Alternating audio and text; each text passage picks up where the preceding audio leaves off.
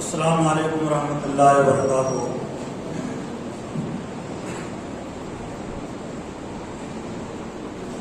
الحمد للہ نحمده ونستعینه ونستغفره ونؤمن به ونتوکل علیہ ونعوذ باللہ من شرور انفسنا ومن سیئات اعمالنا، من یهده اللہ فلا مضل له ومن یضلل فلا ہادی له۔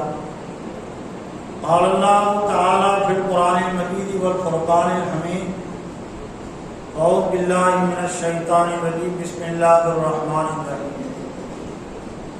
ومن آیاتہ ان خلق لکم من انفسکم ازواجا لتسکنوا الیہا وجعل بینکم مودۃ ورحمۃ ان فی ذلک لآیات لقوم یتفکرون۔ وقال اللہ تعالی ایضا وَأَنكِحُوا الْأَيَامَ مِنكُمْ وَالصَّالِحِينَ مِنْ عِبَادِكُمْ وَإِمَائِكُمْ إِنْ يَكُونُوا فُقَرَاءَ يُغْنِهِمُ اللَّهُ مِنْ فَضْلِهِ وَاللَّهُ وَاسِعٌ عَلِيمٌ۔ وَلْيَسْتَعْفِفِ الَّذِينَ لَا يَجِدُونَ نِكَاحًا حَتَّى يُغْنِيَهُمُ اللَّهُ مِنْ فَضْلِهِ۔ وقال الله تعالى أيضا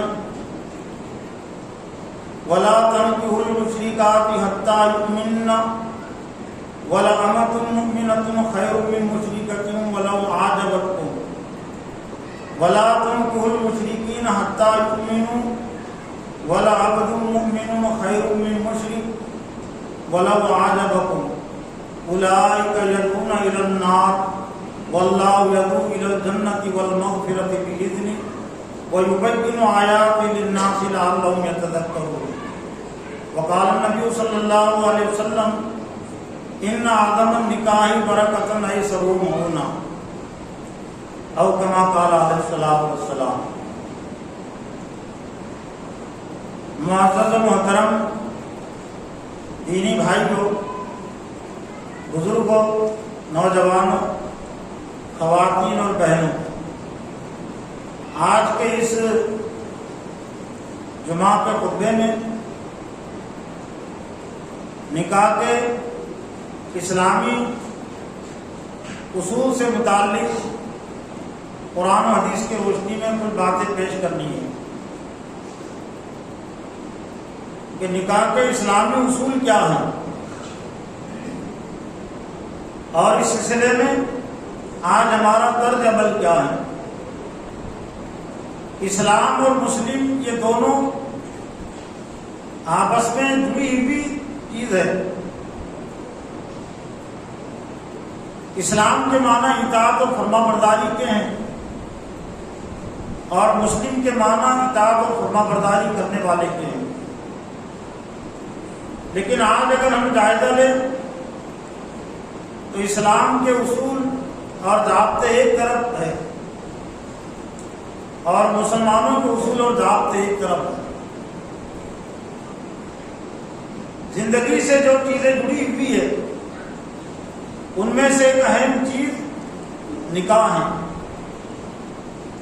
اور یہ اسلام کی خصوصیت ہے کہ جتنی چیزیں بھی انسانی زندگی سے جڑی ہوئی ہے، اسلام نے صرف ان چیزوں کا حکم ہی نہیں دیا بلکہ اس کا طریقہ بھی بتایا۔ آج بھی بے شمار افراد، بے شمار قومیں نکاح شادی سے جو جڑی ہوئی ہے، لیکن نکاح کے متعلق اسلام کا جو طریقہ ہے وہ طریقہ نہیں ہونے کی وجہ سے نکاح کے جو فائدے ہیں وہ خود مسلمانوں کو پورے طور سے حاصل نہیں ہو رہے ہیں۔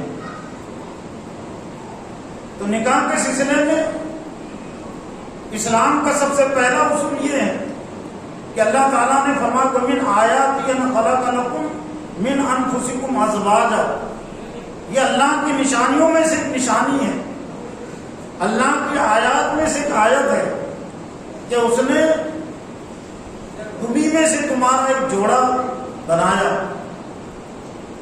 اولی طور پر حضرت آدم اور حضرت حوا کے رشتے کی طرف اشارہ ہے کہ حضرت آدم سے اللہ تعالیٰ نے حضرت حوا کو پیدا کیا، اور پھر اس جوڑے کے مقصد کو بھی اللہ نے واضح کر دیا ویسے تمام مخلوقات اور تمام چیزوں کو اللہ تعالیٰ نے جوڑا جوڑا پیدا کیا. ہر چیز کا ایک مذکر ایک مؤنث ہے، ہر چیز کا ایک نر ہے ایک مادہ ہے. لِتَسْكُنُوا إِلَيْهَا، اور یہ جوڑا اللہ تعالیٰ نے اس لیے بنایا تاکہ تم اس کے ذریعے سے سکون حاصل کرو. وَجَعَلَ بَيْنَكُم مَّوَدَّةً وَرَحْمَةً، اور اس نے تمہارے درمیان میں رحمت اور محبت کو ڈال دیا. إِنَّ فِي ذَلِكَ لَآيَاتٍ لِقَوْمٍ يَتَفَكَّرُونَ، اور اس جوڑے کے رشتے میں، جوڑے کے بنانے میں غور و فکر کرنے والی قوم کے لیے بہت ساری نشانیاں ہیں. تو قرآن مجید کے اس اصول کے ذریعے سے بات یہ واضح ہوئی کہ کوئی نکاح کو اپنے لیے زحمت نہ سمجھے. شادی بھی اسی کو کہتے ہیں. یہ اور بات ہے کہ بہت سارے لوگوں کے ذہن و دماغوں میں اور خاص طور سے دیہاتوں میں یہ بات مشہور ہے کہ شادی اس کو کہتے جو پہلی مرتبہ ہو، لڑکے کی یا لڑکی کی پہلی مرتبہ اگر نکاح ہے تو اس کو شادی کہتے ہیں، اور دوسری مرتبہ اگر ہے تو اس کو نکاح کہتے ہیں. تو دراصل پہلی مرتبہ نکاح ہو یا دوسری مرتبہ نکاح ہو، عربی میں اس کو نکاح کہتے ہیں. اور یہ شادی کا جو لفظ ہے شاد سے بنا، یہ فارسی سے آیا ہوا ہے. ویسے اردو زبان جو ہے یہ عربی اور فارسی سے مل کر بنی ہے. تو شاد کے معنی خوشی کے ہوتے ہیں، شاد کام اردو میں استعمال کرتے جو کچھ خرم ہے شاد، تو اسی سے لفظ شادی بنی ہے. شادی کے معنی خوشی کے ہیں. تو چونکہ اس میں کچھ نہ کچھ خوشی کا بھی دخل ہوتا ہے، اس لیے اس نکاح کو شادی بھی کہہ دیا جاتا ہے. لیکن ظاہر کا بھی اثر پڑتا ہے. لیکن پھر جب خوشی اس کو قرار دیا گیا کہ خوشی کا مطلب شادی، تو پھر جو چاہے اس میں کرو، جو چاہے موج مستی کرو، دھوم دھڑاکہ کرو، جو چاہے فضول خرچی کرو. تو شادی کے بھی وہی اصول ہے اور نکاح کے بھی وہی اصول ہے. یہ صرف زبان کا فرق ہے، بول چال کا فرق ہے.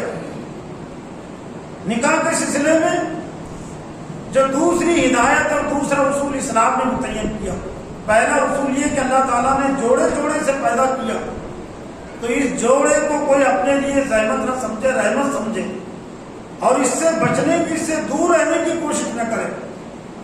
لِتَسْكُنُوا إِلَيْهَا کی جو بات کہی تاکہ تم اس کے ذریعے سے سکون حاصل کرو. بیوی اس شوہر کے ذریعے سے سکون حاصل کرے، شوہر بیوی کے ذریعے سے سکون حاصل کرے. تو اگر کوئی اس رشتے سے نہیں جڑے گا تو وہ چین و سکون اسے نہیں ملے گا جو زندگی میں اللہ تعالیٰ نے رکھا ہے.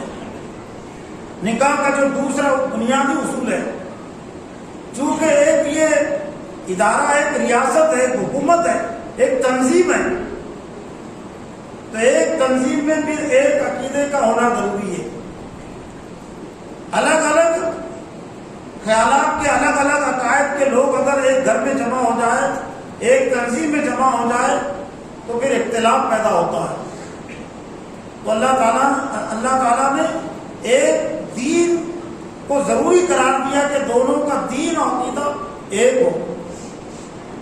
اور سورہ نور میں اللہ تعالیٰ نے واضح طور سے تمام اہل ایمان کو خطاب کر کے حکم دے دیا، وَلَا تَنكِحُوا الْمُشْرِكَاتِ حَتَّىٰ يُؤْمِنَّ. مردوں کو مخاطب کیا گیا کہ اے مردوں، شرک کرنے والی عورتوں سے نکاح مت کرو.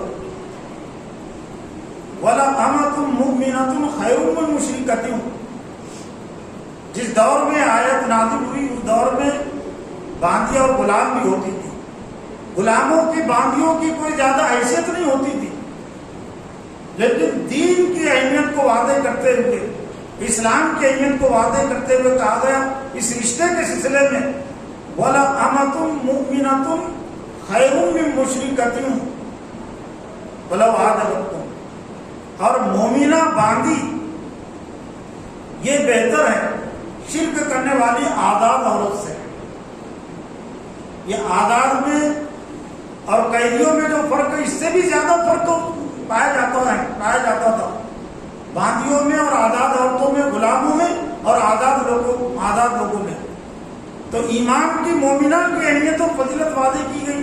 کہ مومنہ عورت وہ مشرکہ باندھی سے بہتر ہے، اگرچہ تمہیں اچھی لگے آزاد عورت، مشرک شرک کرنے والی عورت اگرچہ تمہیں پسند آئے، لیکن پھر بھی باندھی پر اس کے مقابلے میں زیادہ بہتر ہے۔ ولا تنکحوا المشرکین حتی یؤمنوا، پھر عورتوں کو مخاطب کر کے کہا گیا، عورتوں کے سرپرستوں کو بھی مخاطب کر کے کہا گیا کہ عورت شرک کرنے والے مردوں سے نکاح نہ کرے۔ ولا عبد مؤمن خیر من مشرک، اور مومن غلام یہ بہتر ہے مشرک آزاد مرد سے۔ ولو اعجبکم، اگرچہ تمہیں وہ مشرک آزاد بہتر لگے، لیکن ایمان والا یہ غلام بہتر ہے۔ اولئک یدعون الی النار، پھر کہا گیا کہ یہ جو شرک کرنے والے ہیں، چاہے شرک کرنے والی عورتیں ہوں یا شرک کرنے والے مرد ہو، یدعون الی النار، یہ آگ کی طرف دعوت دینے والے، آگ کی طرف بلانے والے ہیں۔ واللہ یدعو الی الجنۃ والمغفرۃ باذنہ، اور اللہ تعالیٰ جنت کی طرف اور مغفرت کی طرف بلاتا ہے۔ وَيُبَيِّنُ آیاتہ للناس لعلہم یتذکرون، اور اللہ تعالیٰ لوگوں کے لیے آیتیں بیان کرتا ہے، احکام بیان کرتا ہے تاکہ وہ اس سے نصیحت حاصل کرے۔ تو نکاح کے سلسلے میں بنیادی اصول یہ ہے کہ میاں بیوی کا، شوہر اور بیوی کا دین ایک ہو، اور یہ عین عدل و انصاف کا تقاضا بھی ہے اور عین معاشرتی زندگی کا تقاضا بھی ہے۔ جو لوگ یہ دین کی شرطوں کو بیجا سمجھتے ہیں، اور جن قوموں نے اور جن افراد نے اس کو بیجا سمجھا اور دین کے نکاح کے سلسلے میں دین کا کوئی لحاظ اور خیال نہیں کیا، ایک عقیدے کا کوئی لحاظ اور خیال نہیں کیا، تو پھر ان کی زندگیاں بھی اجیرن بن جاتی ہے، اور جیسے تیسے وہ زندگی گزار لے تو اولاد کی زندگی اجیرن بن جاتی ہے، اور پھر اولاد کی وجہ سے پھر دونوں میاں بیوی کے اندر ایک فساد برپا ہو جاتا ہے۔ ظاہر بات ہے کہ بیوی کا دین الگ ہے، شوہر کا دین الگ ہے، تو بیوی چاہے گی کہ اس کے اولاد اس کے دین پر عمل کرے، اس کے دین پر چلے، شوہر چاہے گا کہ میری اولاد ہے، میرا جو دین ہے تو میں اپنے دین پر چلاؤں گا۔ تو اولاد کو بھی خامخواہ بات پہ ڈال دیا ماں باپ نے، خامخواہ کی مصیبت اور پریشانی میں، انتشار میں اولاد کو ڈال دیا، معصوم بچوں کو ڈال دیا، معصوم بچیوں کو ڈال دیا، معصوم لڑکوں کو ڈال دیا، کہ بیچارے بچے مجبور ہیں کہ باپ کا دین الگ ہے، باپ مسلم ہے، ماں غیر مسلم ہے، باپ غیر مسلم ہے، ماں مسلم ہے، تو ہم کون سا دین اختیار کریں؟ تو اسلام دین فطرت ہے اور دین عدل ہے۔ جہاں سے تنازع پیدا ہو سکتے ہیں، جہاں سے جھگڑے پیدا ہو سکتے ہیں، تو اسلام نے ان دروازوں کو بھی بند کر دیا۔ یہ اسلام کی خصوصیت ہے، وہ صرف وہ تنازع اور جھگڑوں ہی سے نہیں روکتا، جو چیزیں اور جو باتیں جھگڑوں تک لے جاتی ہیں، اختلاف تک لے جاتی ہیں، تو اسلام نے ان باتوں سے بھی منع کر دیا، ان باتوں سے بھی روک دیا۔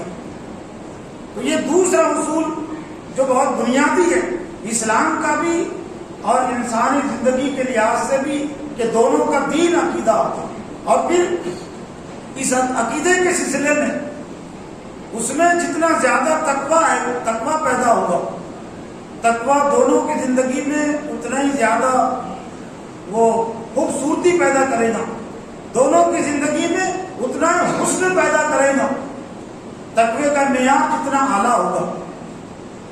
پھر نکاح کے سلسلے میں ایک تیسرا اصول جو اللہ تعالیٰ نے قرآن مجید میں بیان کیا، اور اس کا تعلق معاشرے کے افراد سے بھی ہے، وَأَنكِحُوا الْأَيَامَ مِنكُمْ وَالصَّالِحِينَ مِنْ عِبَادِكُمْ وَإِمَائِكُمْ إِن يَكُونُوا فُقَرَاءَ يُغْنِهِمُ اللَّهُ مِنْ فَضْلِهِ، تم میں سے جو بے نکاح ہیں، چاہے بے نکاح لڑکے مرد ہو یا عورتیں ہو، ان کا نکاح کر دو۔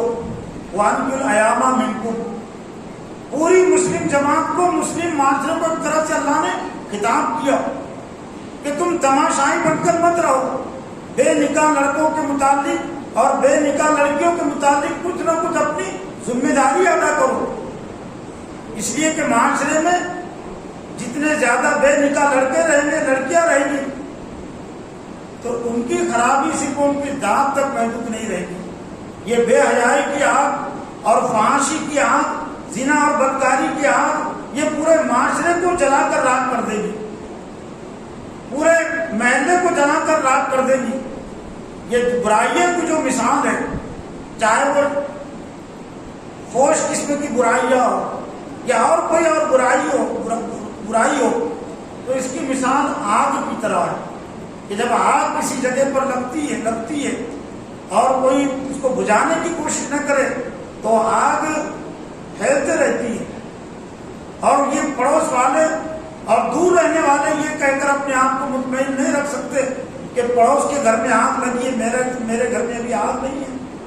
آج پڑوس کا گھر جل رہا ہے تو کچھ دنوں کے بعد آپ کے گھر میں بھی آگ لگے گی۔ اس لیے اسلام نے ذمہ داری ڈالی، وَأَنْتُ الْأَيَامَ مِنْكُمْ، تم میں سے جو بے نکاح ہیں ان کے نکاح کر دیا کرو، من عبادکم و امائکم، یہاں تک کہ جو غلام ہیں اور جو باندیاں ہیں، تو غلاموں اور باندیوں کے متعلق بھی ہدایت کی گئی تھی معاشرے کو، ان میں سے جو نہیں کہ ان کے نکاح کر دیا کرو۔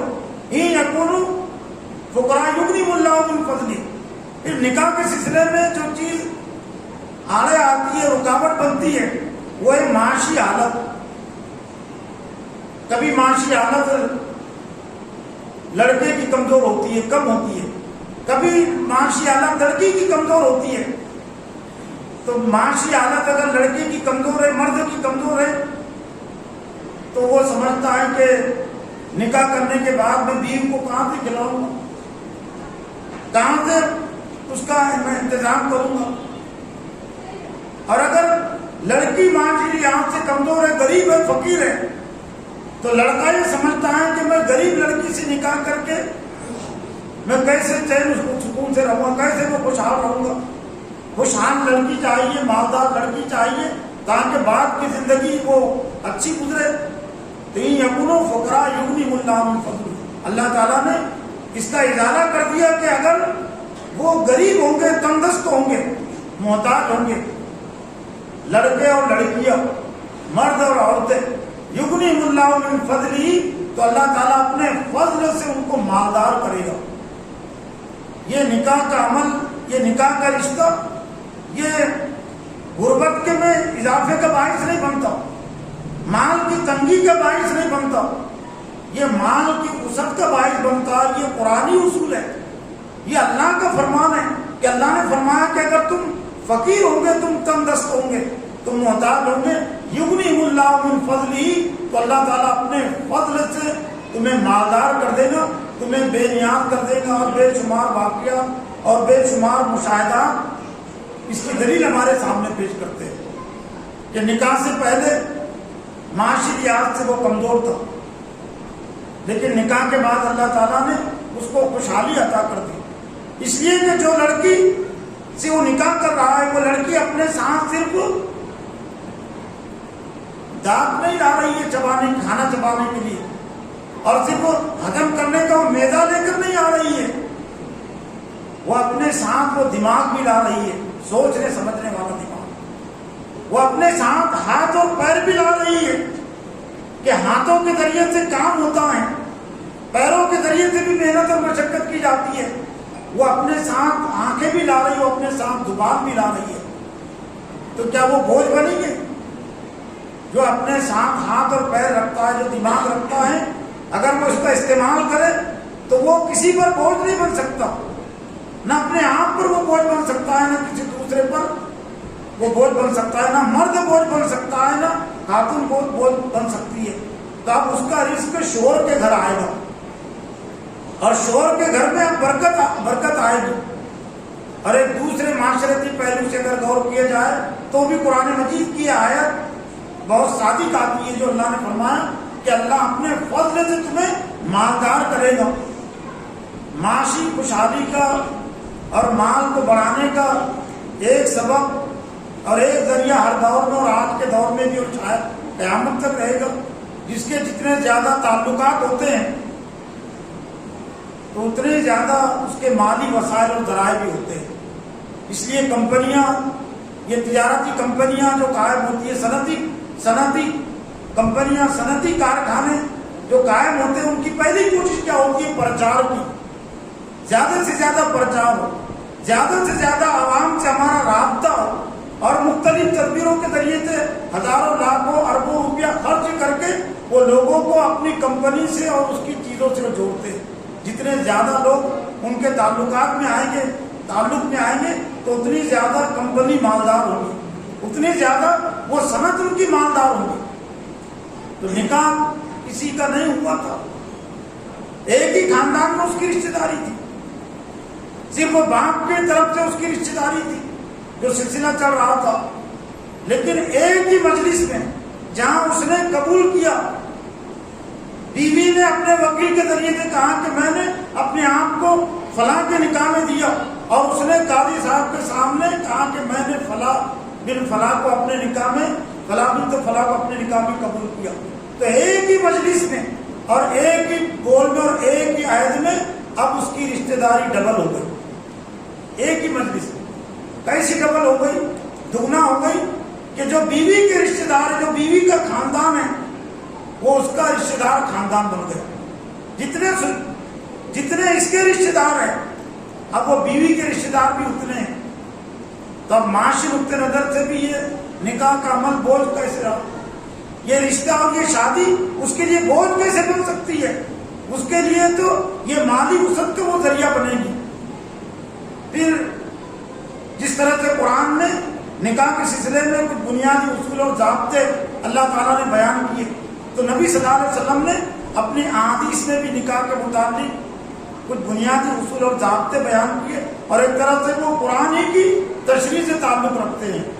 نبی صلی اللہ علیہ وسلم نے فرمایا کہ یا معاشر الشباب من استطاع منکم الباءۃ فلیتزوج فإنه أغض للبصر وأحسن للفرج ومن لم يستطع فعليه بالصوم فإن له وجاء۔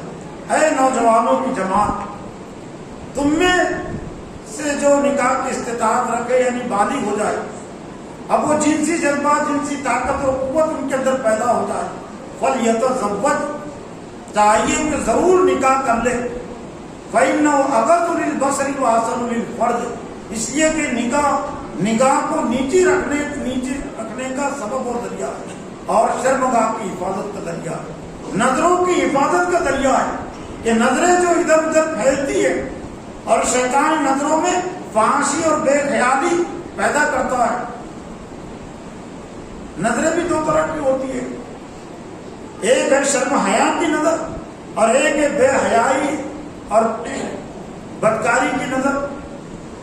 اس لیے اسلام میں پردے کا حکم، پردے کی تعلیم دی گئی ہے کہ نامحرم پر تم نظر مت ڈالو، اچانک پڑ جائے تو وہ تو افضل ادھر کے درجے میں، لیکن جان بوجھ کر نظر مت ڈالو، شیطان یہاں سے فحاشی اور بے حیائی وہ پیدا کرتا ہے۔ تو اے نوجوانوں، تم میں سے جو نکاح کی عمر کو پہنچ جائے اور استطاعت ہو، چاہیے وہ ضرور نکاح کر لے، وَإِن لَّمْ يَسْتَطِعْ فَعَلَيْهِ بِالصَّوْمِ، اور اگر نکاح کی استطاعت نہ ہو عمر کو پہنچنے کے باوجود، تو پھر دوسری ہدایت دی گئی، فَعَلَيْهِ بِالصَّوْمِ، اس پر لازم ہے روزے، تاکید کے الفاظ تاکید کے۔ یہ وہ نوافل روزوں کی بات نہیں ہے، یہ رمضان کے روزوں کی بات نہیں ہے، یہ ان روزوں کی بات ہے کہ ایک نوجوان اپنی جنسی خواہش کو کم کرنے کے لیے، کم رکھنے کے لیے وہ روزوں کا اہتمام کر، فعلیہ بالصوم، اس کے ذمے لازم ہے روزے، فإن له وجاء، یہ روزے اس کے لیے یہ جنسی خواہشات کو کمزور توڑنے کا سبب اور ذریعہ بنیں گے۔ تب گویا کہ ایک نوجوان جو نکاح کی عمر کو پہنچ گیا، وہ معاشرے میں دو ہی طرح سے وہ زندگی گزار سکتا ہے، شرعی اور دینی، اور حفاظت کی زندگی، شیطان کے مکر و فریب سے بچنے والی زندگی تو ہی اس کے لیے ہو سکتی، یا تو وہ نکاح کی زندگی، وہ نکاح کرے، وہ شادی کرے، ازدواجی زندگی سے وابستہ ہو، یا پھر روزے کی زندگی گزارے۔ اور یہ روزے کا عمل خود بخود آج نہیں تو کل اس کو نکاح کی ترغیب دے گا کہ میں کب تک روزے رکھوں، اس لیے کہ مستقل روزے رکھنا یہ بھی آسان نہیں ہے۔ فعلیہ بالصوم، چاہیے کہ روزے رکھیں۔ پھر نبی صلی اللہ علیہ وسلم نے نکاح کے متعلق فرمایا سلاست اللہ توقیر والصلاۃ اذا آنت والجنازۃ اذا حضرت والعیم اذا وجب طلاق. تین چیزوں میں دیر مت کرو. ایک نماز جب اس کا وقت ہو جائے، دوسرے جنازہ جب کسی کا انتقال ہو جائے، تیار ہو جائے، اس کو کفنا دیا جائے، اس کو کفن پہنا دیا گیا، نماز جنازہ اس کی ادا کر لی گئی، تو دفنانے میں اب تاخیر مت کرو. والعیم اذا وجب طلاق. اور بے نکاح لڑکا یا لڑکی جب اس کے جوڑ کا رشتہ مل جائے کہ دین بھی ہو ایک ہو اور اخلاق و کردار بھی ایک ہو، تو اسی کو کفر کہا گیا. یہ خاندان سے لوگوں نے جو چیزیں کفر کو جوڑ دیا یہ صحیح نہیں ہے. یہ کفر کا لفظ یہ دین اور تقوی سے جڑا ہوا ہے کہ دین اور تقوی میں جتنے زیادہ دونوں کی برابری ہوگی تو اتنے آگے کی زندگی ان کی صحیح طور سے گزر سکے گی. اب معاشرے کو ہم کو جائزہ لینا چاہیے. یہ نبی صلی اللہ علیہ وسلم کی ہدایتیں ہیں، لیکن آج ان ہدایتوں کو ہم نے نظر انداز کر دیا. اس لیے معاشرہ بے شمار پریشانیوں میں مبتلا ہوا، گرفتار ہو گئے. اور پھر نکاح کے عمل کے تعلق سے اسلام کی جو بنیادی ہدایت ہے اور جس کو آج نظر انداز کر دیا گیا وہ یہ کہ مال کو اس میں زیادہ اہمیت دے دی گئی. نبی صلی اللہ علیہ وسلم نے فرمایا تم قول مرۃ اربعین لحسبها ولجمالها ولدینها ولمالها فاظفر بذات الدین. کہ عام طور سے 4 چیزوں کی بنیاد پر نکاح کیا جاتا ہے. لحسبها ولمالها. کچھ لوگ حسب کو دیکھتے ہیں، خاندان کو دیکھتے ہیں. ولمالها اور کچھ عورت کی لڑکی کی مالی حالت کو دیکھتے، مال کو دیکھتے، مالداری کو دیکھتے ہیں. ولی جمالیہ اور کچھ خوبصورتی کو دیکھتے ہیں. ولی دینیہ اور کچھ لوگ دینداری کو دیکھتے ہیں. اللہ کے رسول نے فرمایا اپنی امت کو تلقین کرتے ہیں فاظفر بذات الدین. تم دینداری کو اختیار کرو اور اسی میں تمہارے لیے بھلائی ہے. تو نکاح کے رشتے میں جو چیز زیادہ ترجیح کے لائق اور قابل ہے وہ ہے دینداری، اخلاق و کردار. اور دینداری، اخلاق و کردار کے ساتھ اگر حسب و نسب کا رشتہ بھی جڑتا ہے، خوبصورتی کا رشتہ بھی جڑتا ہے اور مال کا رشتہ بھی جڑتا ہے تو کوئی معیوب چیز نہیں ہے، کوئی بری چیز نہیں ہے. لیکن صرف اس بنیاد پر رشتہ جوڑنا کہ مال ہے، مال زیادہ ہے اور حسب و نسب ہے، حسب و نسب اونچا ہے اور صرف وہ خوبصورتی ہے، تو ان رشتوں میں بھی بعد میں وہ فتنے پیدا ہوتے ہیں. اور یہ رشتوں کے ذریعے سے بھی دونوں کی زندگی میں چین و سکون کی بجائے وہ مصیبت پریشانی آتی ہے. مال کے سلسلے میں اسلام کی ایک ہدایت میں یہ ان آدم النکاح برکت نہیں سرو ہونا. برکت کے لحاظ سے سب سے اعظم ترین نکاح، سب سے مبارک نکاح وہ ہے جس میں محنت بھی کم سے کم خرچ ہو اور جس میں روپیہ بھی کم سے کم خرچ ہو. اور خاص طور سے اسلام نے نکاح کے سلسلے میں لڑکی اور لڑکی کے سرپرستوں کو مال کے لحاظ سے بالکل آزاد اور بے فکر رکھا. کسی قسم کی مالی ذمہ داری لڑکی اور لڑکی کے گھر والوں پر نہیں ڈالی گئی. اور اس لیے نہیں ڈالی گئی کہ اسلام جو ہے تو عدل و انصاف کا دین ہے، خیر خائی کا دین ہے. خیر خائی کا تقاضا، اخلاق کا تقاضا یہ ہے کہ ایک لڑکی جو ماں باپ کے گھر میں چھوٹی سے بڑی ہوئی، اب اس کے اندر کچھ سوچنے کی صلاحیت پیدا ہو گئی، کچھ کرنے کی صلاحیت پیدا ہو گئی، تو وہ لڑکی ان کے گھر سے جدا ہو رہی ہے. عدل کیا کہتا ہے، انصاف کیا کہتا ہے؟ انصاف یہ کہتا ہے کہ ان پر کسی قسم کا مالی بوجھ نہیں ہونا چاہیے، مالی خرچ لڑکی اور لڑکی کے سرپرستوں پر نہیں ہونا چاہیے، بلکہ اب یہ لڑکی کی صلاحیت سے، اس کی دماغی صلاحیت سے اور اس کی جسمانی صلاحیت سے جس گھر کو فائدہ پہنچنے والا ہے، شوہر کو فائدہ پہنچنے والا ہے، سسرال کو فائدہ پہنچنے والا ہے، تو کچھ مال کا بوجھ اسی پر ہونا چاہیے. اس لیے اسلام نے مہر کی صورت میں مال کا بوجھ لڑکے پر ڈالا. ولیمے کے کھانے کی صورت میں بھی مال کا کچھ بوجھ اس کی اپنی استطاعت کے مطابق لڑکے والوں پر ہی ڈالا. لیکن معاشرے کا طرز عمل کیا ہو گیا، ہمارا طرز عمل کیا ہو گیا؟ 3 قسم کا آج مالی بوجھ لڑکی اور لڑکی کے گھر والوں پر ڈال دیا گیا. ایک تو ہنڈے کی صورت میں، نقد لین دین کی صورت میں کہ رشتہ ہمیں منظور ہے لیکن 50,000 روپئے، 1,00,000 روپئے اور نہ جانے اور کیا کیا چیزیں۔ دوسرا مالی بوجھ یہ جہیز کی صورت میں، سامان کی صورت میں کہ کتنا آپ سامان دیں گے اور کیا کیا دیں گے۔ اور تیسرا مالی بوجھ شادی کے انتظام کی صورت میں کہ ہماری بارات اتنے افراد پر مشتمل ہوگی اور ایسے ایسے کھانا وہ پسند کریں گے اور ایسے ایسے رہنا پسند کریں گے، اس قسم کا حال ہو اور اس قسم کا کھانا ہو۔ یہ غیر ضروری بوجھ ہے اور غیر شرعی بوجھ ہے۔ اور جب تک کہ ہم لڑکی اور لڑکی کے گھر والوں کو ان 3 قسم کے مالی بوجھ سے ہم نجات نہیں دلائیں گے، آزادی نہیں دلائیں گے، تو لڑکے والے بھی خیر و برکت سے نہیں رہ سکتے، لڑکے والوں کو بھی سزا بھگتنی پڑے گی۔ وما اصابکم من مصیبت فبما کسبت ایدیکم ویعفو عن کثیر، تم کو جو مصیبت اور پریشانی پہنچتی ہے وہ تمہارے اپنے کرتوتوں کے نتیجے میں، تمہاری اپنے کمائی کے نتیجے میں۔ تو اگر لڑکے یہ چاہتے، لڑکے والے چاہتے ہیں کہ جو نئی دلہن آنے والی ہے، ہمارے گھر میں نئی لڑکی آنے والی ہے، اس کے ذریعے سے ہم کو چین و سکون ملے، تو دین اور شریعت کے طریقے سے ہم اس کو گھر میں لائیں، اللہ اور اس کے رسول کے احکام کو توڑ کر ہم دلہن کو گھر میں نہ لائیں، ورنہ دلہن کے ساتھ ساتھ بھی مصیبتیں پریشانیاں بھی آئیں گی اور بعد میں ہم چیختے رہیں گے، چلاتے رہیں گے، تو اس سے کوئی کام بننے والا نہیں ہے۔ لوگ رشتے کے سلسلے میں شریعت اور دین کو نہیں دیکھتے۔ شریعت اگر یاد آتی بھی ہے تو جب ٹھوکر مارتی ہے بہو اور جب ٹھوکر مارتا ہے داماد، جب شریعت یاد آتی ہے، جب عالموں سے پوچھتے، اماموں سے پوچھتے ہیں کہ شریعت نے یہی سکھایا کیا؟ شریعت نے دلہن کو، لڑکی کو یہی سکھایا کیا؟ لیکن شریعت تو پہلے بھی تھی نا۔ پہلے رشتے کے طے کرنے کے سلسلے میں کتنے لڑکے والوں نے لڑکی کی دینی حالت کو پوچھا اور طلب کیا کہ لڑکی کے اندر یہ دینی حالت اور کیفیت ہے یا نہیں، لڑکے کے اندر یہ اخلاق و کردار ہے یا نہیں۔ جب بعد میں ٹھوکریں لگ رہی ہے تو لڑکے والوں کو بھی شریعت یاد آ رہی ہے، لڑکی والوں کو بھی شریعت یاد آ رہی ہے۔ شریعت پہلے یاد آنا چاہیے۔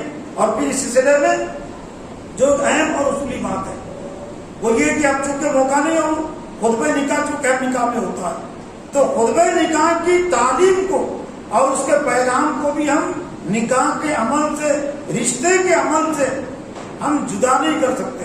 اور یہ نبی صلی اللہ علیہ وسلم کی طرف سے یہ خطبے کی آیات ہے جو خطبے میں پڑھی جاتی ہے، اور یہ تمام ہی آیتوں میں تقوی کی تعلیم دی گئی، اتقوا اللہ کی تعلیم دی گئی، اللہ سے ڈرنے کی تعلیم دی گئی، تلقین کی گئی۔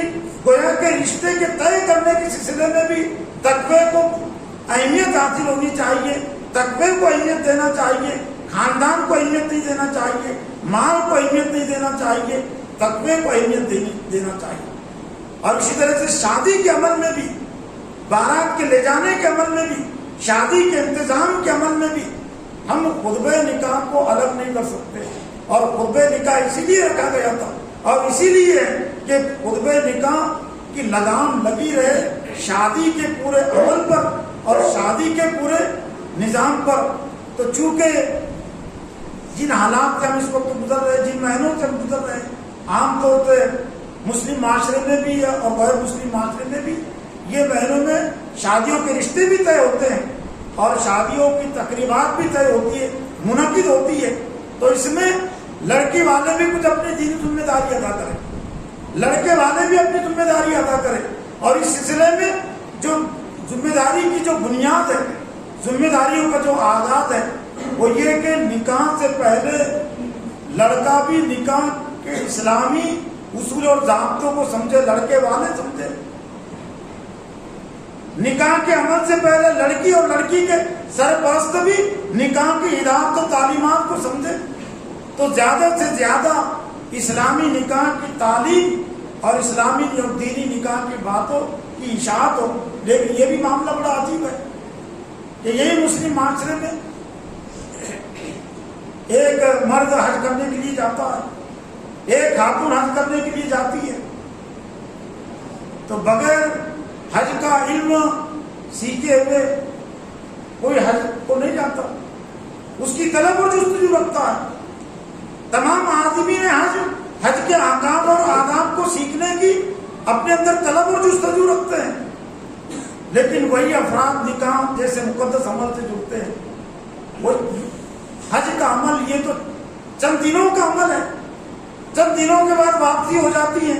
5 دن صرف اس کے ارکان ادا کرنے ہوتے ہیں، وہ 5 دنوں کے عمل کے سیکھنے کے لیے کئی نشستوں میں وہ شریک ہوتا ہے۔ حج کمیٹی کی طرف سے نشستیں ہوتی ہے، جماعتوں کی طرف سے نشستیں ہوتی ہے، کچھ اداروں کی طرف سے نشستیں ہوتی ہے، تو اس میں اپنی ذمہ داری سمجھتا ہے۔ لیکن جس لڑکی کے ساتھ اور جس لڑکے کے ساتھ اور جس رشتے میں بن کر اب میری بقیہ زندگی گزرنی ہے، میری جو بقیہ زندگی ہے 30 سال کی زندگی بھی ہو سکتی ہے، 40 سال کی زندگی بھی ہو سکتی ہے، 25 سال کی زندگی بھی ہو سکتی ہے، تو میری ازدواجی زندگی کیسے گزرے؟ اور میری ازدواجی زندگی میں اسلام نے، قرآن اور حدیث نے مجھ کو کیا برتنے کی تعلیم اور ترغیب کی، بیوی کے لیے کیا ہدایت جاری کی اور شوہر کے لیے کیا ہدایت جاری کی۔ تو ان ایام میں اور ان دنوں میں، ان مہینوں میں ہم اسلامی نکاح کی تعلیم کو بھی ہم زیادہ سے زیادہ حاصل کرنے کی کوشش کریں اور زیادہ سے زیادہ اس کی اشاعت کی، اس کو پھیلانے کی بھی کوشش کریں۔ اللہ تعالیٰ سے دعا ہے کہ اللہ تعالیٰ مجھے بھی اور آپ کو بھی نکاح سے متعلق جو ذمہ داریاں عائد ہوتی ہے ہم سب پر، لڑکی والوں پر بھی، لڑکے والوں پر بھی، خاندان کے تمام افراد پر بھی، محلے کے تمام افراد پر بھی ان ذمہ داریوں کو سمجھنے اور انہیں ادا کرنے کی توفیق عطا فرمائے۔ وآخر دعوانا